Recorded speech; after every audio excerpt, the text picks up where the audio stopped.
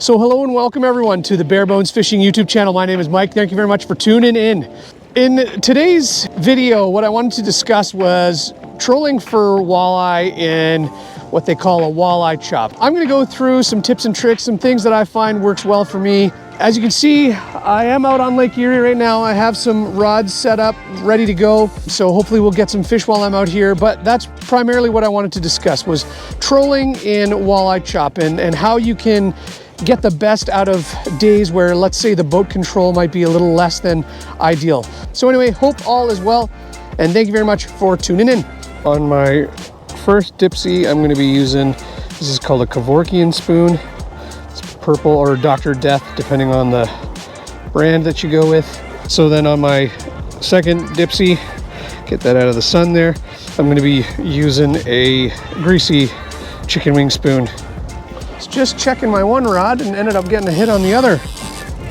Oh yeah, this one's fighting good. Oh, that's a nice one. That is a nice one.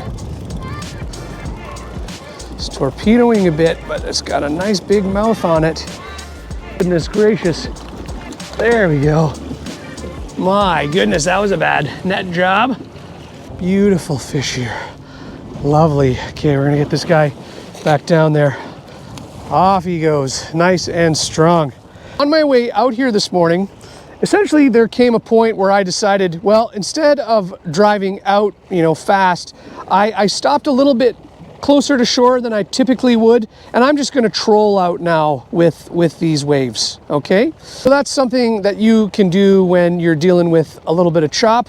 Instead of, driving the boat out, slamming yourself around, get out to, a mile or so from the fishing grounds, maybe 3/4 of a mile, and stop and just troll towards the fishing grounds.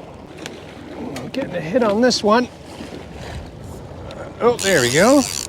There we go. Big old sheep's head. Kind of tell it wasn't a walleye by the amount of head shakes there were. Off you go, buddy.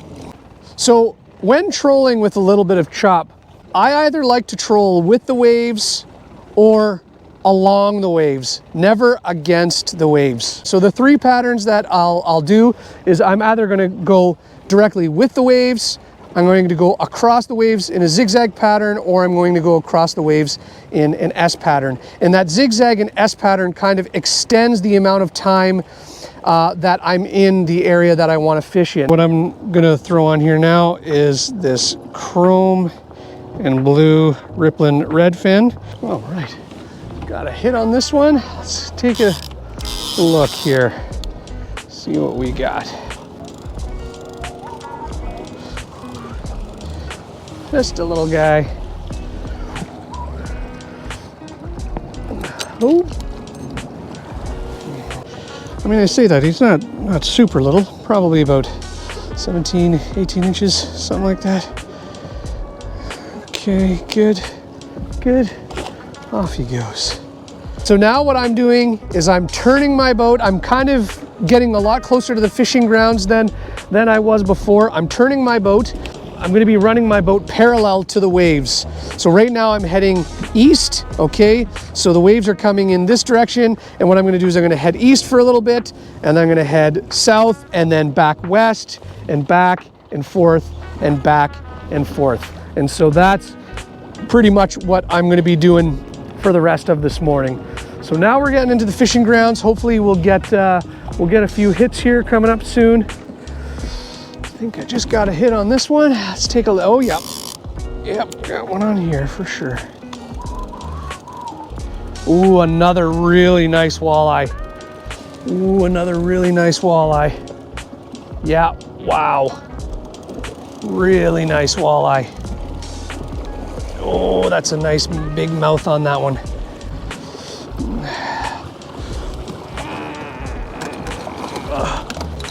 Yes. Another really nice walleye. Awesome.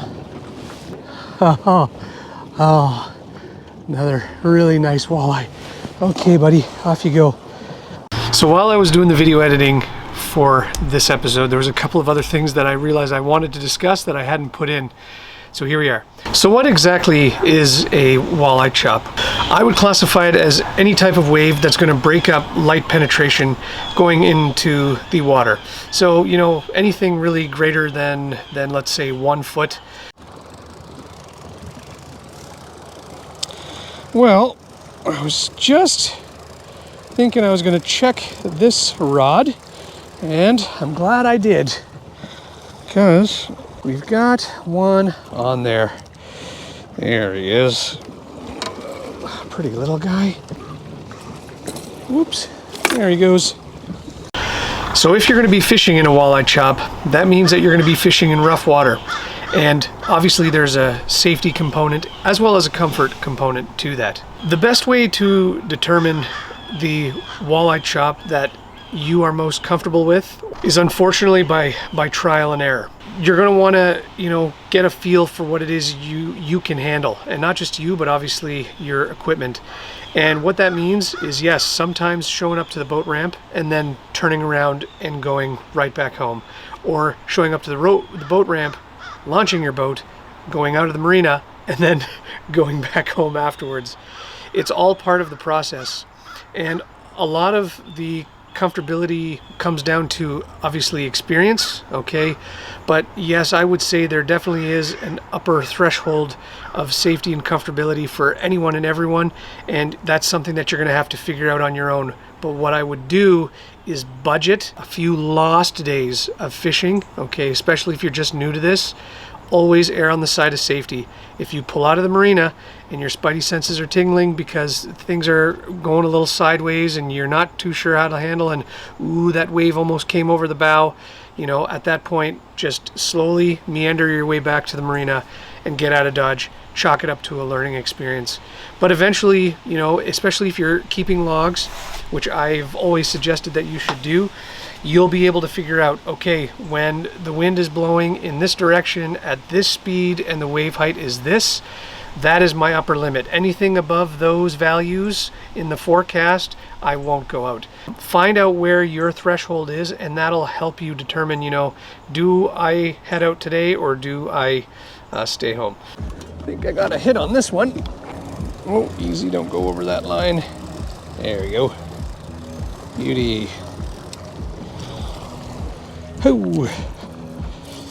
All right, buddy, let's get you back down there as soon as we can. There we go. Nice. Thank you for watching. If you've made it this far into the video, could you please like and subscribe? It would be greatly appreciated. Thank you very much for tuning in. I'll catch you on the next one.